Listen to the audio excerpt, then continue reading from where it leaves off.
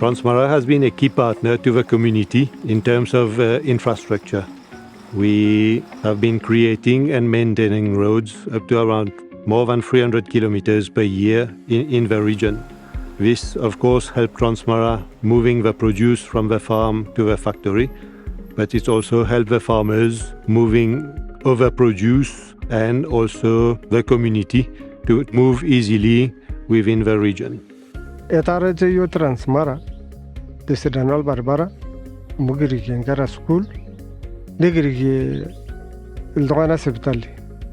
What about the Siadimetiaval Barbara now? What I kneel donyo, Uldonyo ta di losoido, Nagetia call Barbara is a brother you Transmara.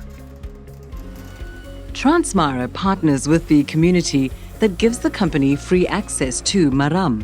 Without this maram, the roads become very muddy and slippery. The sugar company also constructs around 170 culverts per year, which help prevent flooding by channeling water away from roads and other areas. Transmara Sugar also opens up around 86 kilometers of new roads every year, whereby it widens cattle tracks, clears the roads from trees, and constructs maram roads.